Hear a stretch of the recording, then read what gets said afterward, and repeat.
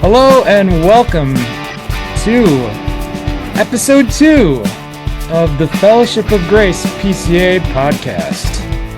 And my name is Jonathan Foster, and I am the pastor of Fellowship of Grace PCA in beautiful Peoria, Arizona.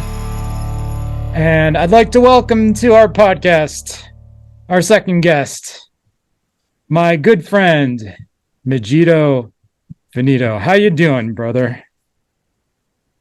Thank you very much, Jonathan. Thank you for having me here this beautiful Sunday, and it's good to be here. Thank you. Yeah.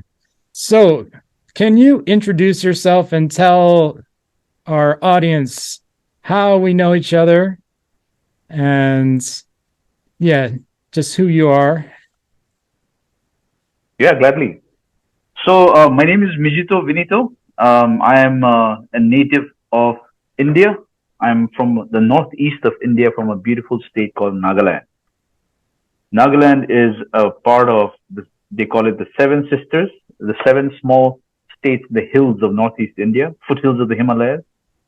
For those who have never heard of this part of India, the Google map always helps. And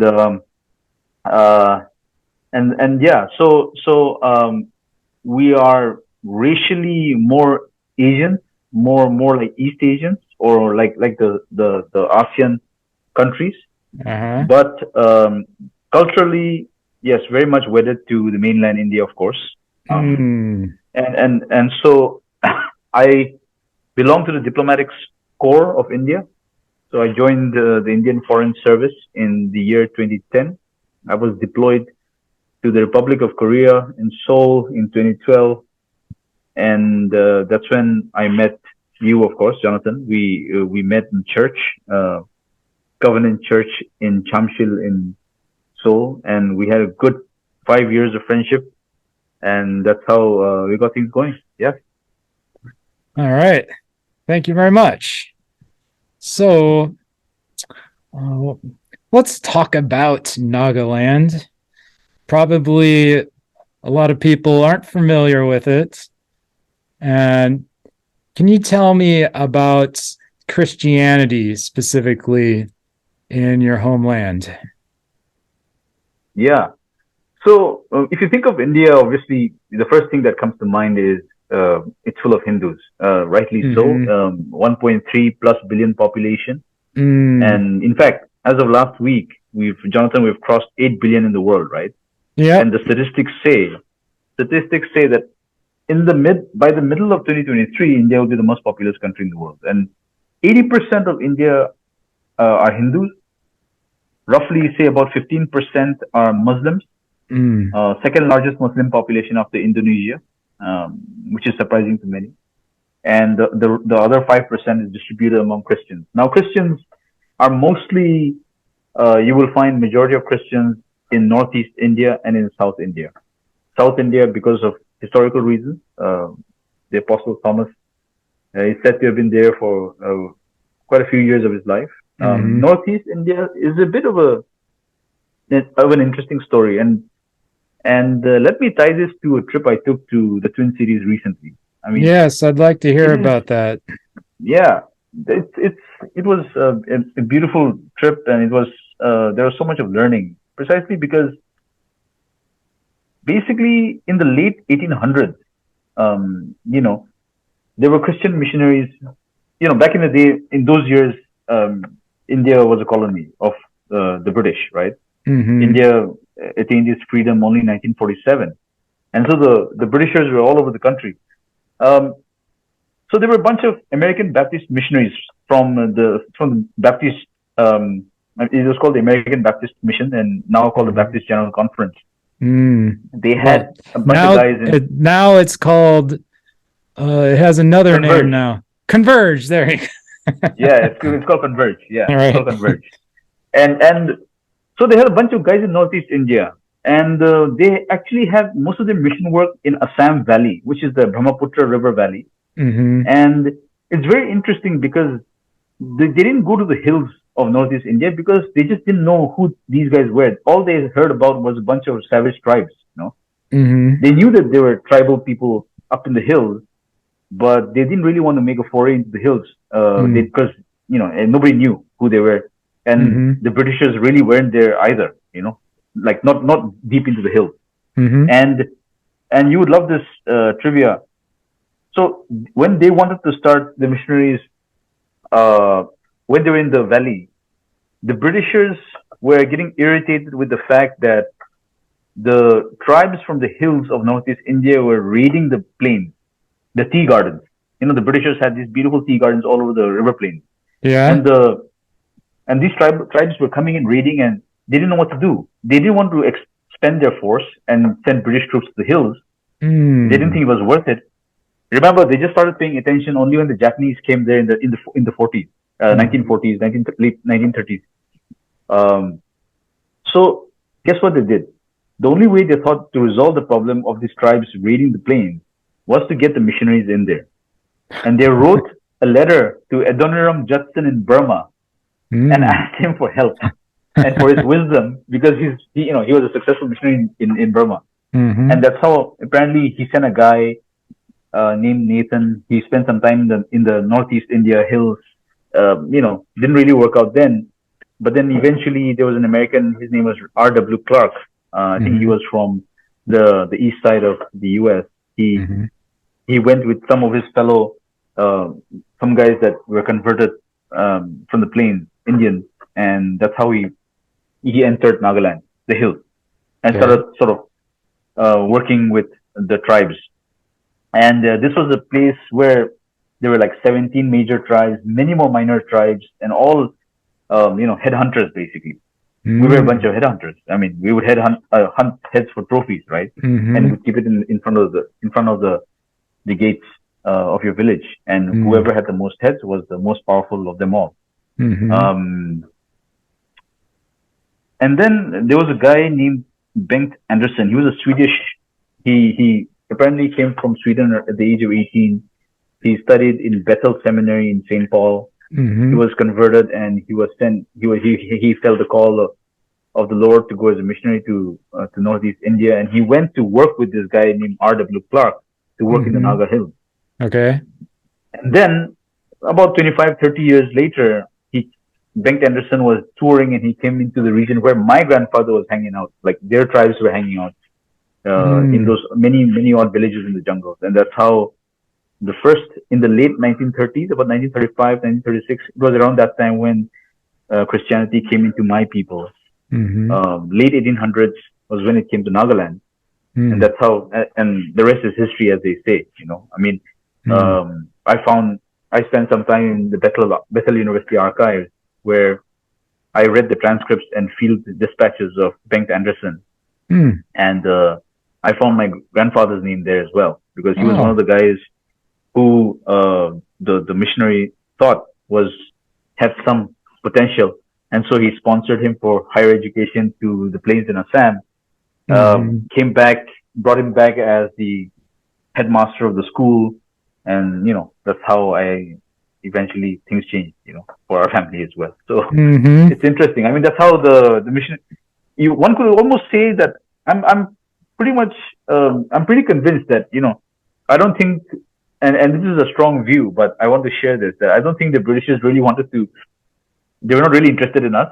It was Mm. God through a series of events. If our Mm-hmm. guys hadn't been raiding the plains for food and for whatever, for tea and for wealth, I don't think that nobody would have come in, perhaps. Mm-hmm. And that's how to fix the problem, the missionaries were sent in, and then the rest is history. So That is some amazing providence. It's wonderful to hear how the Lord has worked in history and different people groups and yeah, all that. yeah, Yeah. So can you tell me more about your trip? So you and your father went to Minnesota recently, is that right? yes, To try to connect yes. with some of those old missionary families there, or what were you Yes. able to what did you do when you went to Minnesota? So the church that sent the first missionary was from Central Baptist Church in St. Paul, Mm-hmm. and the missionary Reverend Bengt Anderson, Swedish guy, he studied theology in Bethel Seminary, and so um, over the years, so Bengt Anderson basically set up the mission center in my ancestral village, and Mm-hmm. that was the first mission center amongst my people, among my tribe. Okay.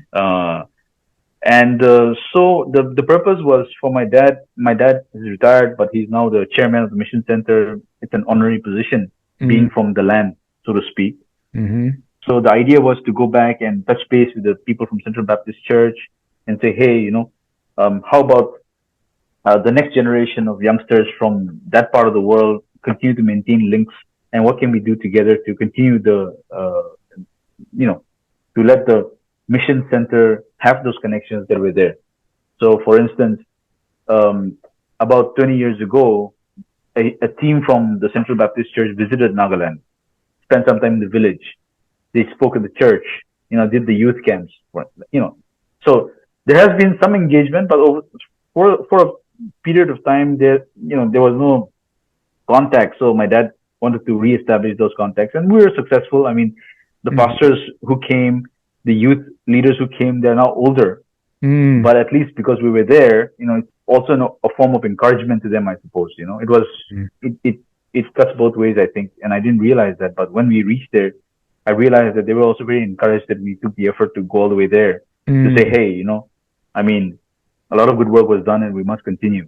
Mm-hmm. And I think spending time in the archives was really meaningful, and there's a wealth of information there. Imagine there's so much of real information and data from the field in the archives of Bethel Seminary, which Mm-hmm. nobody knows. If you want to look at how Northeast India was changed, there's tons of good information there. Field reports and how their assessment of, I think the missionaries, their assessment of Northeast India back then was really, really good. I mean, the assessment of the people, the assessment of the land. They just the mission fields in Nagaland are the places where they set up the mission centers for each tribe. They're in beautiful parts of the country. I mean, it's beautiful. They will always choose a nice place. There'll be a nice school. There'll be a nice health center. There'll be a nice church. I mean, it was always Yeah. really organized. The commentary on society and everything was very. So one last piece on that was the daughter of one of the daughters of the missionary Reverend Anderson is still alive. She's 95, I think, and she's still there. Wow. And she lived most of her life in Nagaland, right, in Northeast India, riding on Oh. horseback. She was telling me this time, like the father had a bike. The father and mother sat on the bike. The kids would ride on horseback to go from one village to other. That was like, that was amazing. Wow. Now, like, I'm riding I go back to my village in a 4-wheel drive and I complain. I mean, that's perspective, I think. Yeah. Yeah. So I guess I'm a little curious about, how there's a lot of talk about missionaries, especially back in the day, how they would come into a country and not only would they preach the gospel, but they'd kind of try to make the people act like their culture, so if they were American missionaries, they then tried to turn the people into acting like Americans or whatever. So was it like that in Nagaland, or what kind of cultural changes happened as a result of the missionaries coming? In Nagaland, the change was almost immediate, right? The reason being that we were uneducated. We lived in villages, and the village chief was like the de facto king. We were headhunters. So other than farming and fighting, cutting off each other's heads, guys were just, I suppose, I imagine and they were animists, first of all, right? They believed in nature and all that stuff. So once they changed, they got educated.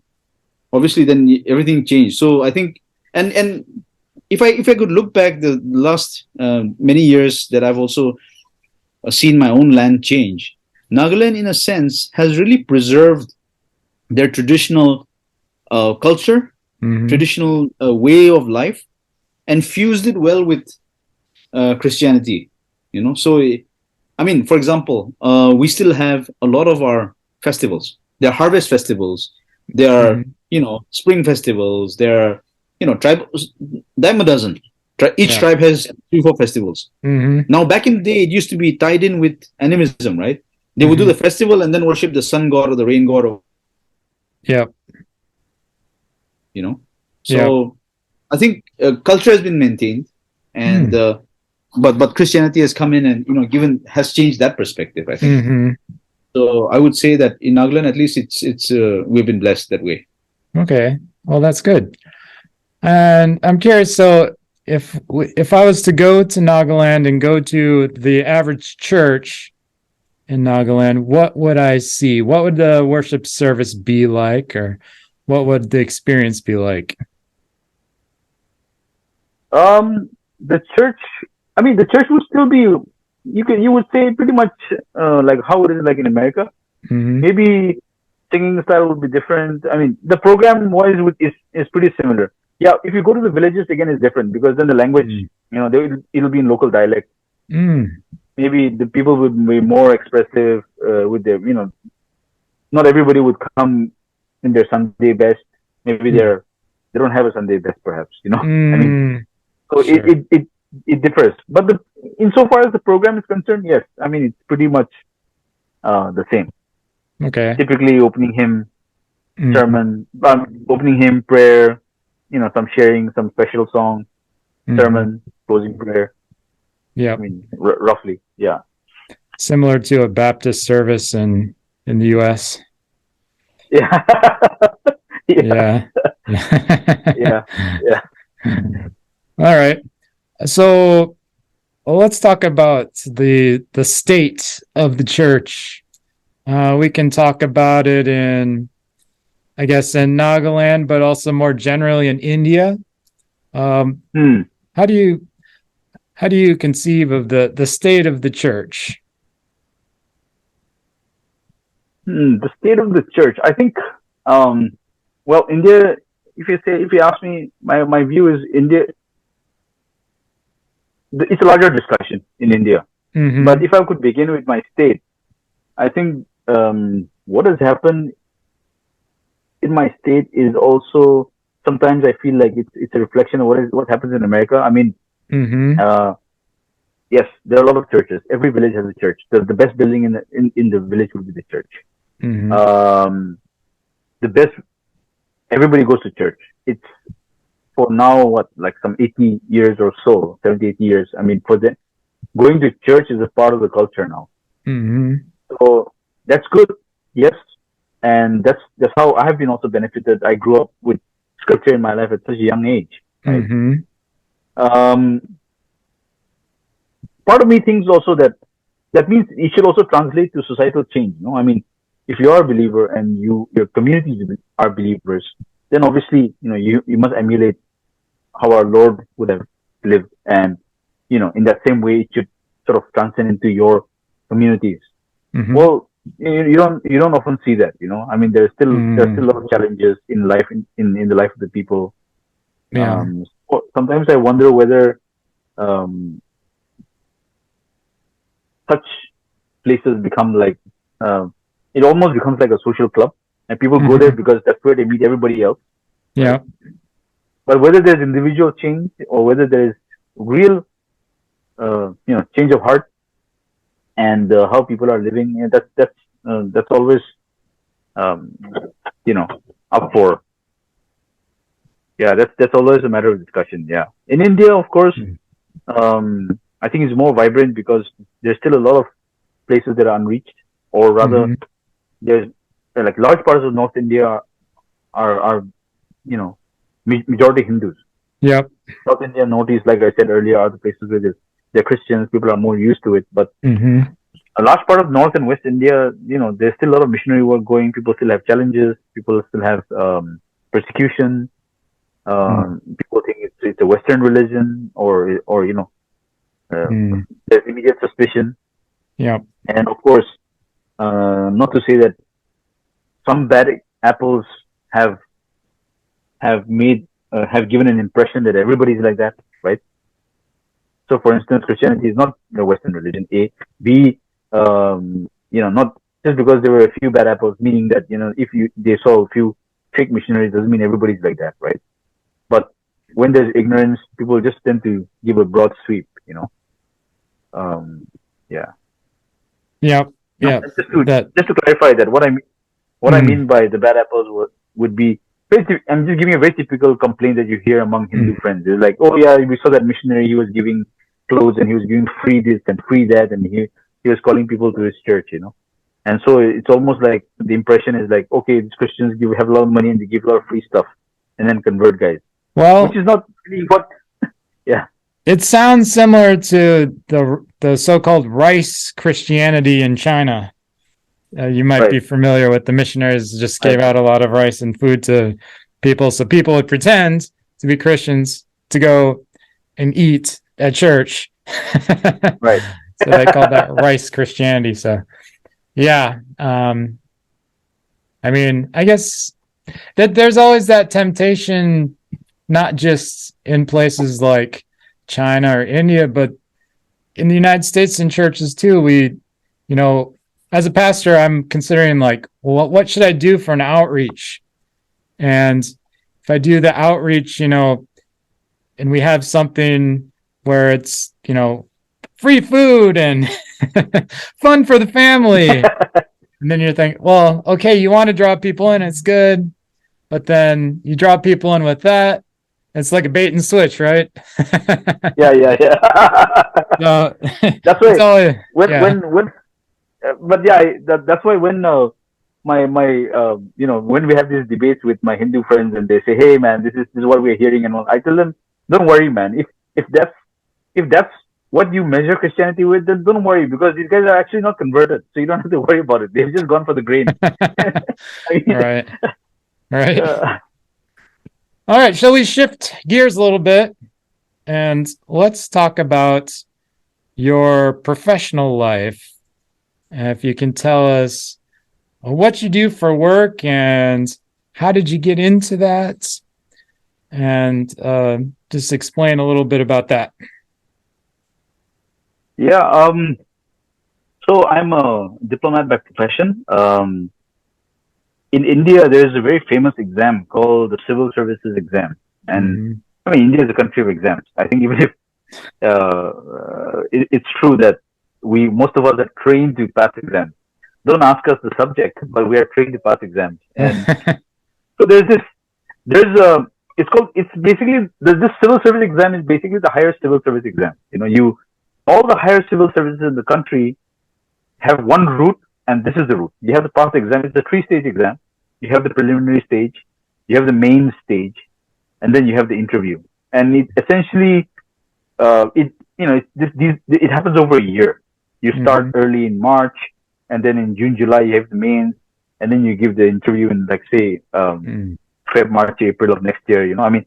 So a year passes by the time that the results are out. And at every stage, prelims, if you don't get the cutoff, you can't give the mains.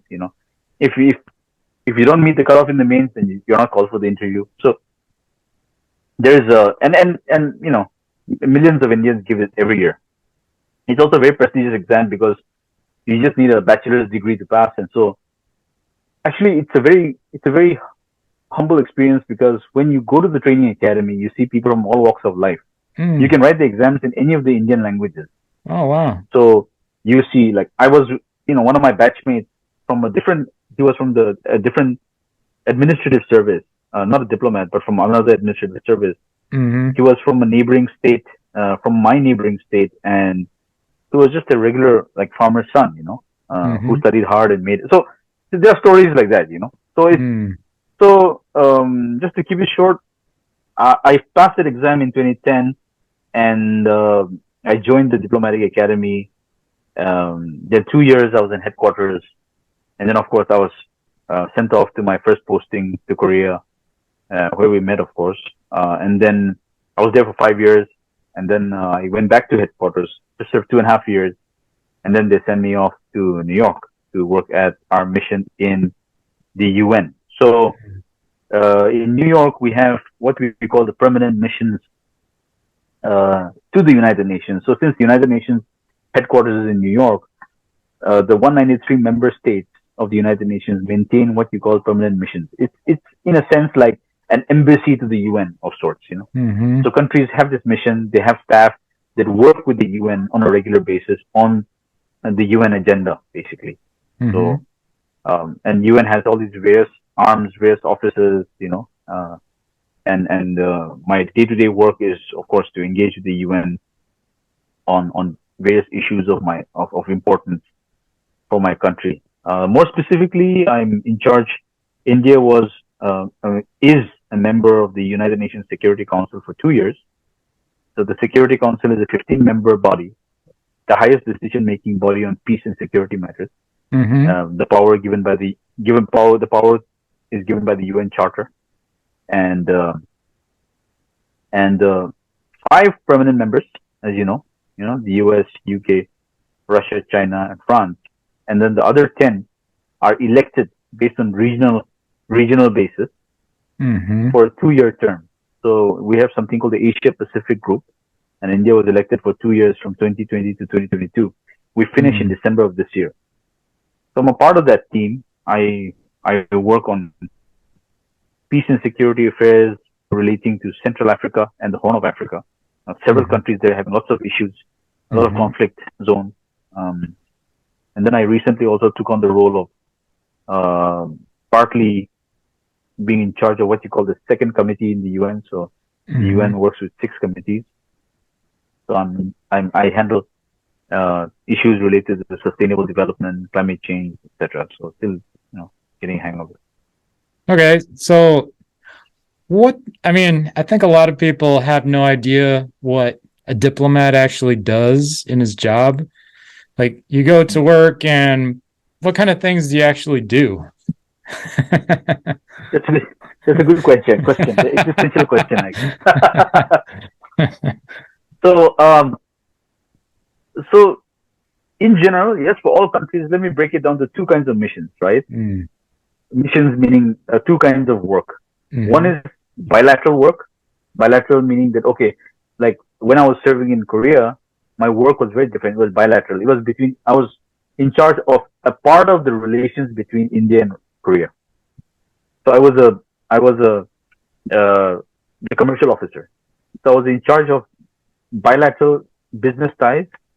My job was to obviously go out there and get, in simple words, get as much business and investment for Indian companies who are interested in doing business with Korea, right? That is the day-to-day job. The larger thing is, of course, there's a structure in the relationship. Bilateral relations are based on good political relationships, right? If you have no security concerns, so India and Korea has no security concerns, as opposed to the well-known, say, India-China, for example, right? So security concerns basically undergird the relationship. India and US have no security concerns with each other, so the relationship is great. India and Korea, same thing. I mean, the political undergirding was so good that then the field is open. You can go anywhere in the country, you can meet anybody, and the idea is, okay, I get as much business into my country as possible, and of course, with a keen focus on issues of importance. Now with Korea, my job was there were some few strategic sectors, right? Automobiles brings a lot of jobs into the country, so automobile sector is important. The Hyundai, the Kias should invest in India, because once they invest, at least 10,000, 20,000 people are getting employed. Dollars are coming in, there's economy circulating, and then there's so much of side effects to that, good side effects to that kind of business. Then electronics industry, you name it. Yeah, I mean, so there's basically a segment. Now, like I said, it's undergirded by political relationships. So there's a political segment. There'll typically be several levels of meetings in which, and this is true for all countries, okay? This is not just for India, but it's true for all countries. It's a set thing in the diplomatic world that at the highest level is the summit level. The summit level means what? Like the leaders of the 2 countries would meet on a regular basis. Okay. If you meet annually, it's a good sign. The 2 leaders of the countries decide to meet annually. Okay, that's a good sign. that Mm-hmm. they are serious about their relationship and they want to meet every year at least once. Mm-hmm. If they're going to meet every year at least once, your head of state, the number one guys are going to meet, then you can imagine that there's going to be a lot of work before meeting up the number one, right? Every year they're going to review every aspect of the relationship. What are we doing engaging with that country, and where can we improve? What are the sticking areas? You know, Mm-hmm.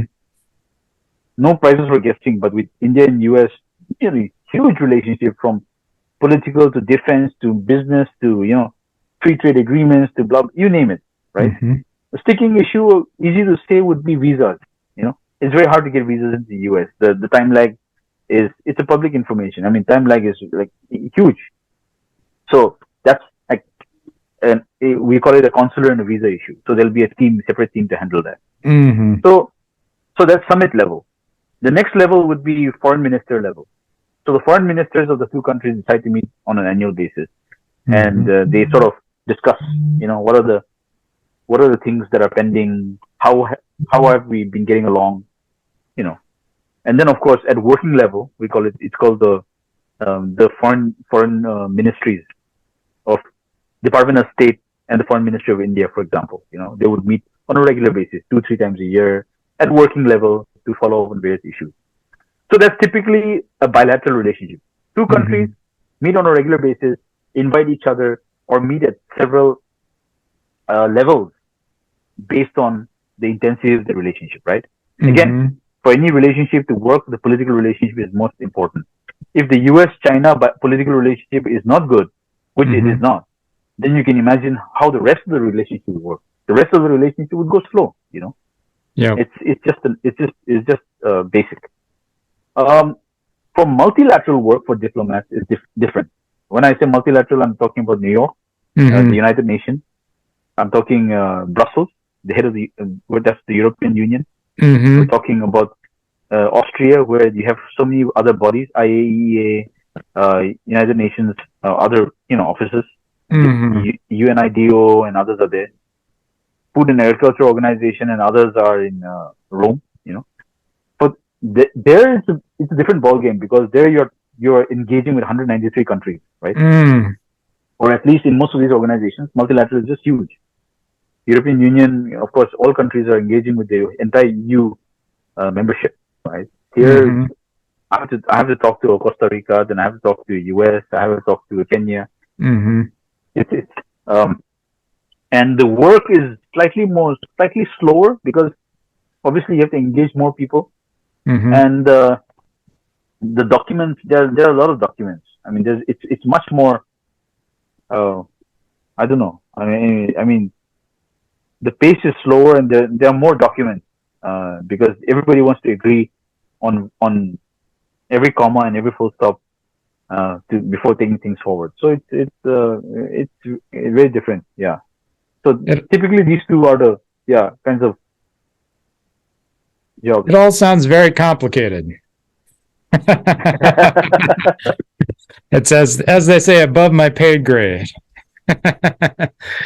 But how about so how did you see your faith coming into your work? Or because you talked before about how you kind of seems like there's a lack of kind of the application of Christian principles to people's lives, or maybe we can think of it like a compartmentalization that often happens with Christians, where our faith, our Christianity becomes a kind of like personal thing, but then it's more difficult then to apply it to our lives and to our work lives, especially. So how do you see your faith in Christ affecting the way that you work as a diplomat?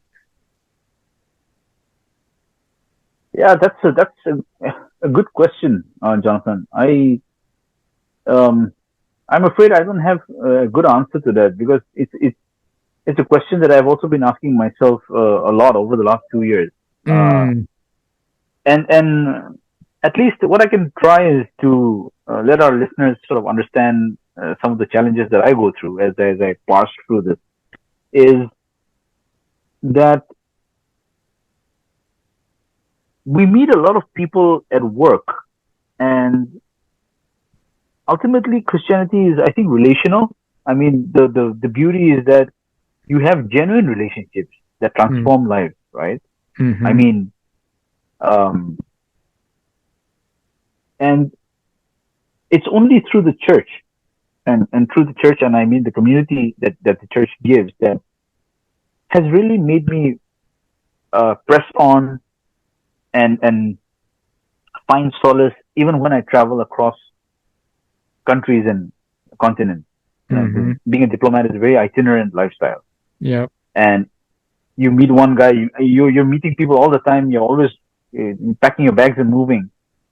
So where do you find genuine relationships? It's only in the church where you find real genuine relationships that last. You know, and so and so, how do I apply that in a career where just there's just so much of work, and relationally it's very difficult to really make really strong relationships beyond a point. So especially in New York, for example, we engage with like 100 odd countries, and yes, there's a lot of professional talk, but is there room to bring really the personal angle?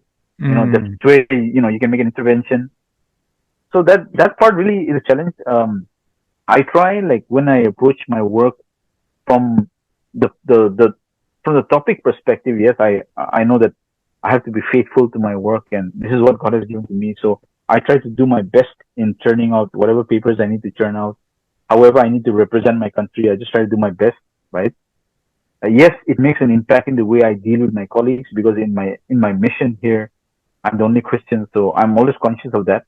I should not have outbursts. I should know who I am and in the Lord, and just my conduct with them and loving them. I hope that they will be blessed.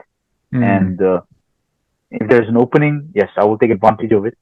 But at least I try to give my best to my colleagues on a daily basis. There have been times where in the office, because of huge work pressure, I've had some outbursts, and I have regretted that. So even in small things like this, I like I said, I'm still like sort of groping in the dark. So whatever little I get, I want to be a blessing, right? Even if that means in basic attitude, because that guy is a non-believer, and what can I do? At least I can love him and be good to him and be the best that I can be, give him my best within the circumstances. Yep. On issues, yes, like I said, I try to do my best, put my best foot forward as my headquarters expect of me. In the UN, it's challenging. It's challenging because I also don't know. I find some difficulty. I'm also grappling with that topic. For example, a challenge I had recently was there was a conflict zone in Africa. I went to the country as part of a monitoring team. I saw the conflict, and I was really frustrated with the hypocrisy, of what people say and what actually happens on the ground. But again, this is a sinful world, and this is what it is, here. And it's not unique. I mean, it's happening all over the world. So when I came back, I was quite frustrated. And I think you and I spoke about this. I think I was quite frustrated, and I was actually becoming a bit of a cynic in that sense, But I was, I had to pray and say, look, this cynicism should not get to me, because then, yes, a lot of policies are made in New York. But how does it actually translate on the ground there in far-flung places like Africa? Africa, the agenda of Africa is, for example, 80% of the work is UN's work is in Africa. I mean, you could almost say that. And but what is happening there? I mean, I'm sure people are working hard at making small changes, but there's still a lot of conflict, and there's still a lot of hurt. The people are dying. I mean, there's so much to be done. So how can I respond as a Christian, and how can I give inputs to my country that will be helpful, and push to as much as I can, a particular line of policy that is in line with what I believe in. And it's not easy, Jonathan. I mean, it's not easy. It's not easy. Yep. That makes sense. Let's talk about the UN a little bit. So I'm curious, like, you probably had expectations before you went there from, I don't know, movies and TV, I guess, or whatever. Yeah. You probably had some expectations about what the UN would be like. And I'm just curious, now that you've been there for a while, you know, what was different than you expected, or you know, what has it been like working at the UN? So I had not had any experience in multilateral work before this. So yes, you're right. My understanding of UN was very, very basic. Saw in movies, and I asked a few friends. But I realized that it's also a place that it's hard to explain. You just have to really be here and to understand how it works. But so I didn't know much before I came to New York, and but I wanted. This is like New York is not just the capital of the world, but it's also it's one of the capitals of diplomacy. It's a very, very political place. Yeah. People, most of the countries send their best diplomats here, and so you're really engaging with the best.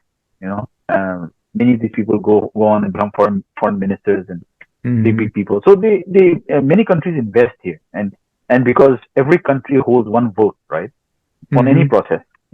Anything, any election, any decision, voting is called. Every country has a vote, whether it's the smallest country or whether it's the biggest country.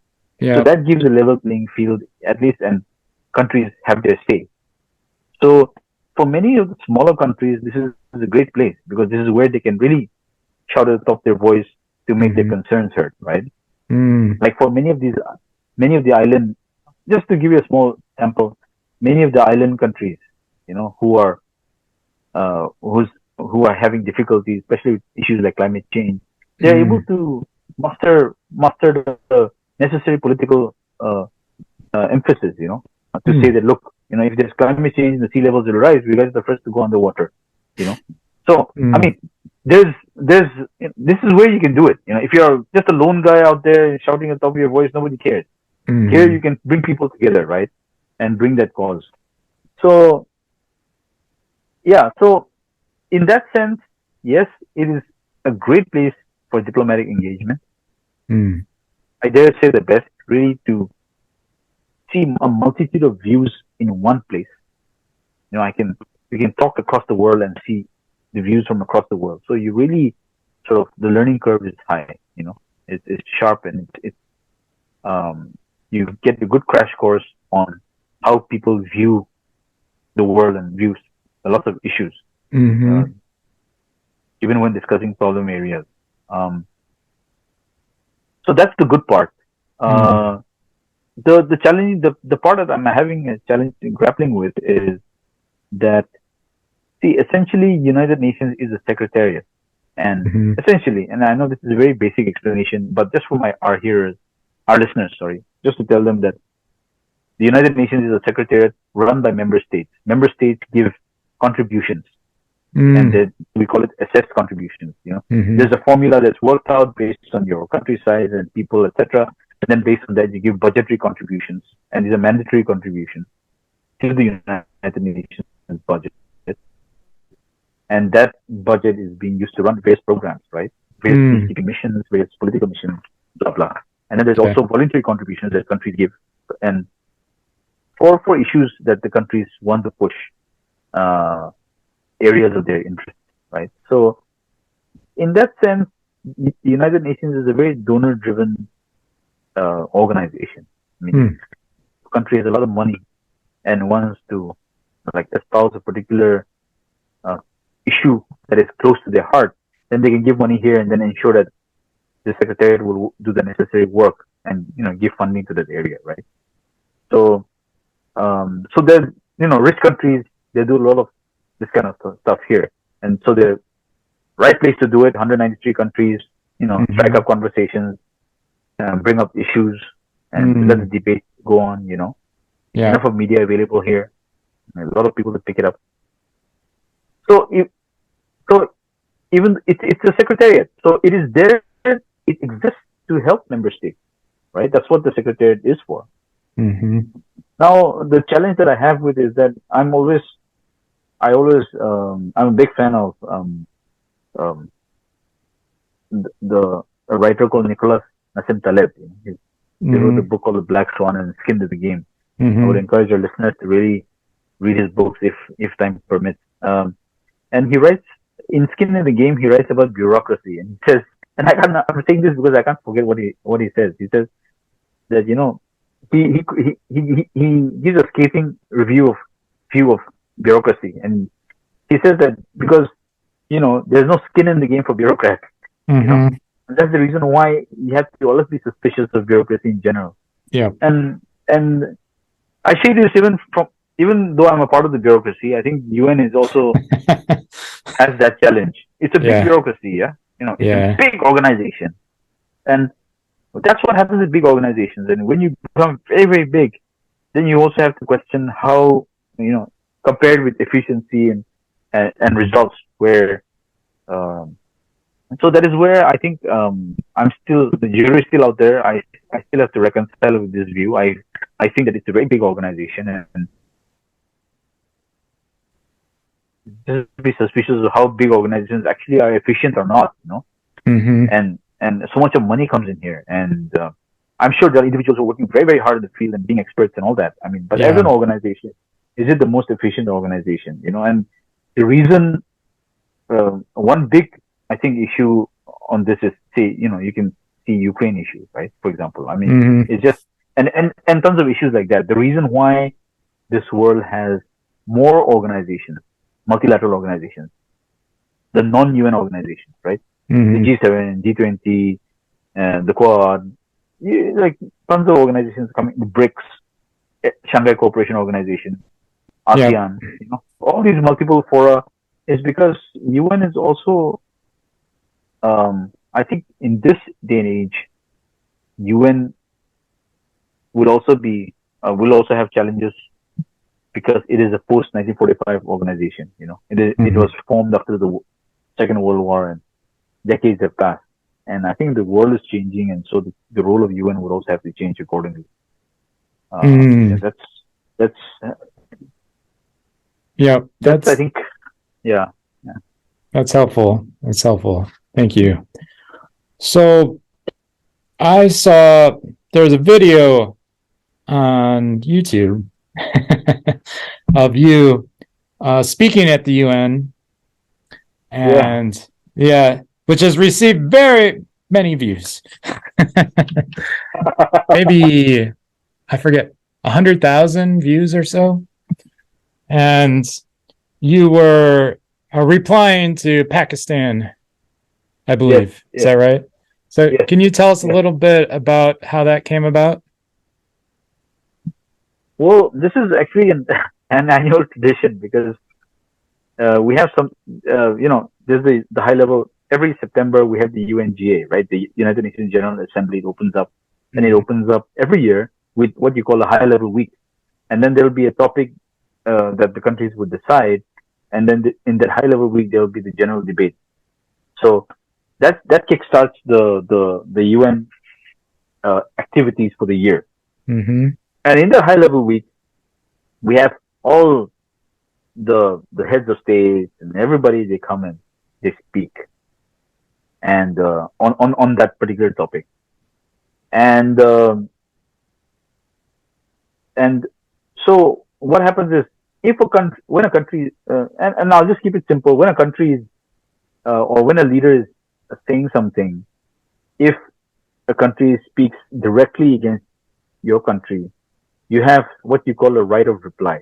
So you can, at the end of the day, you can ask for a short speaking slot and for a right of reply to the allegations made by that particular head of state or that particular person, right? The particular country, representative of the particular country.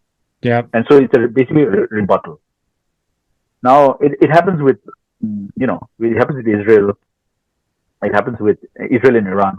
Almost annually it happens. It happens with, of course, like, country bashing is Cuba would always speak against US. No prizes for guessing that. I mean, unfortunately, relations between India and Pakistan haven't been. I mean, of course, there are lots of historical issues, but in the UN, they've used that platform to often say something against India. And so what I was doing was, we have a rebuttal that is ready by the end of the day, and we give a rebuttal and say, hey, whatever you said about my country, this is not right, this is not right, this is not right. The facts are X, Y, Z.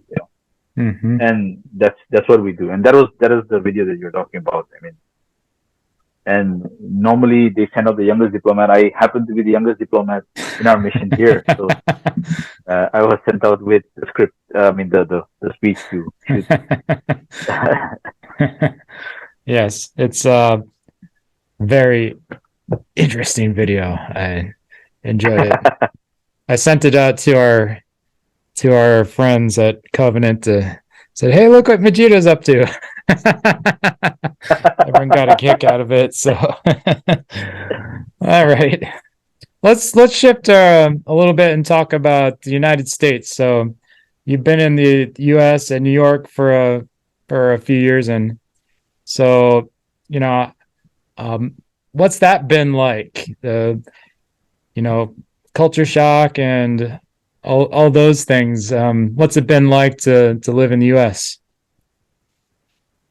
Thank you, Jonathan. I think I have so much to say in this. I mean, it's just, first of all, I'm just so grateful to God for giving me this opportunity to be here in this country, beyond any dream, beyond any imagination. But coming to New York, the exposure that I've had has just been incredible. I think it's such a beautiful country, first of all.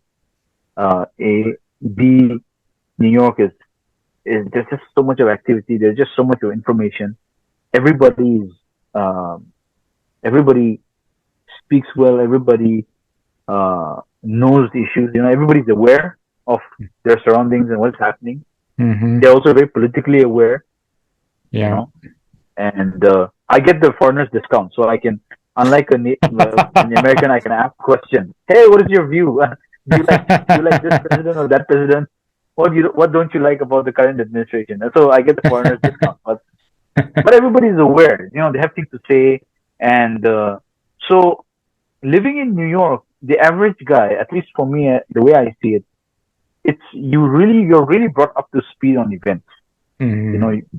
I came during COVID. I came during towards the end of Black Lives Matter. I came during just when we had the January Capitol incident, for example, and all this huge debate in the country, guns, shooting, right? So you're brought up to speed. Every day that discussion is going on. So whether you read or you don't read, or even if you don't go deep into it, you're still made aware of these issues. What is the First Amendment? What is, like, Roe v. Wade, for example? You in discussions you're compelled to understand and read. You have to find out because everybody's talking about it. So that way, I think in 2 years I learned a lot. I learned a lot from the Black Lives Matter movement. I learned a lot about race in general. I mean, the issues that are in America. Even there's a lot of debate on the LGBTQ issues as well, even within the Christian community. And how should we frame our response? I think if I didn't come to the US, I would not have really. India, if you are in India, you have different issues. We end up talking about, like, in Nagaland, we end up talking about private sector investment and the quality of roads quite a bit. So, people are not really talking about. So what I'm trying to say is that the kind of debate that goes on differs from place to place, obviously, right? In Delhi, there'll be a different quality of debate. Here in New York, I mean, I could learn a lot, and which I'm grateful for. Crash course in 2 years on all the hot issues, And, sounds terrible, to be honest. But yeah, no, even response to COVID, like the anti-vax, pro-vax. Yeah, there's so much out there. Yeah, well, so much out there, and I don't know how you feel, but I feel like when we were in Korea, it was almost like we were kind of away from some of those political pressures and debates, and it was kind of nice. But now that I've moved back to the United States, now it's like you're thrown back into the frying pan, and it's That's true. not pleasurable. That's true. That's true. Yeah, that's true. See, Yeah. unlike you, I'll be leaving in 6 months. So you know. Right. Right. Yeah, but Well, no, I think the thing about being a pastor is, that's not what politics isn't supposed to be my thing in the pulpit. And sure. but the problem is people hold it against you if you don't, they expect you to agree with them and say certain things, and then you don't say exactly what they want to hear, then they hold that against you. So it's kind of a tricky situation to be in. Yeah. No, I understand that. Yeah. Yeah, and I'm coming back to your question for a bit. I think I've also learned that one big learning for me has been bringing up my kids. My two kids. My son is even he's been from PK now kindergarten, and I've often said that I don't have a frame of reference because I studied in India, and I've seen my cousin's kids and all, but then the way my son is growing up, the way he asks questions, the way he's aware of things around him, it's incredible. I think if we weren't in New York, it wouldn't be like that, And just looking at him, we as parents, me and my wife, we know that we need to be careful of how we behave with each other, how we behave with him, how I behave with other friends, and so the sense of awareness is just so high, and I think. I definitely, when I was like his age and 5 years old, I'm sure I was much dumber. And, New York that way.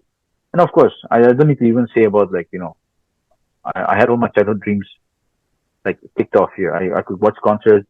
I could watch a live NBA game. I watched baseball. I watched hockey.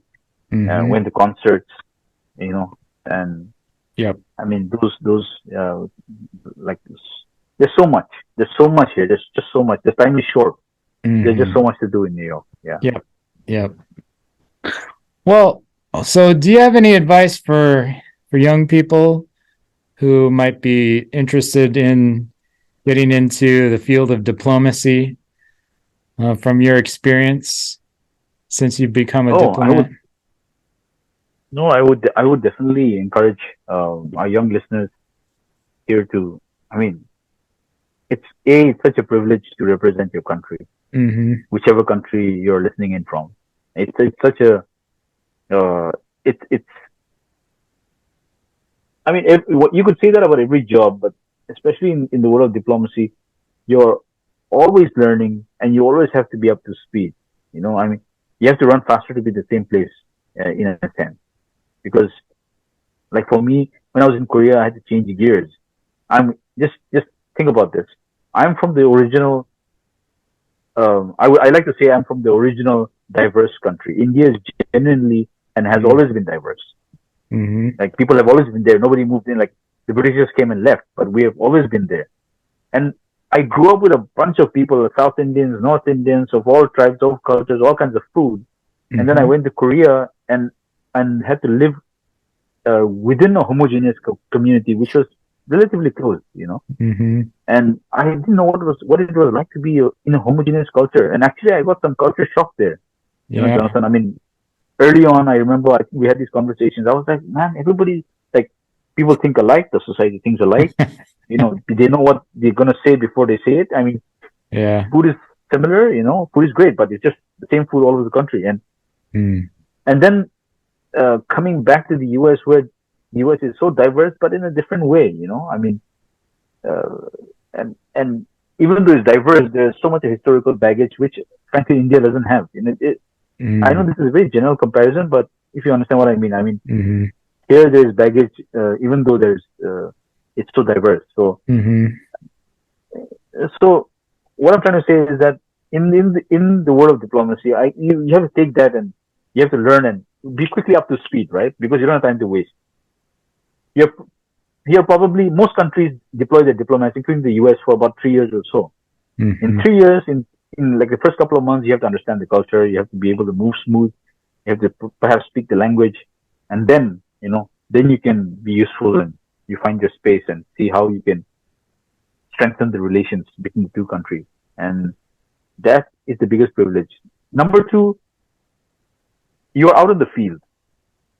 As a diplomat, you're out in the field, and you are, paratrooped into that particular country. Say you're in Nairobi or you're in some particular country in Africa.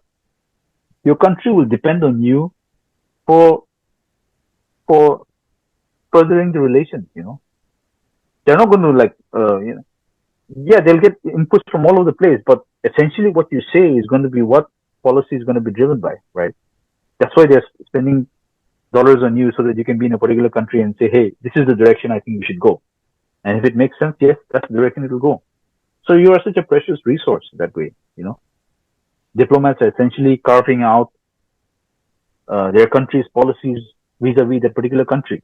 Mm-hmm. And they will listen to the field guy, they will listen to the field guy. Because, and sometimes in some places, at least for me, in India, we have big missions.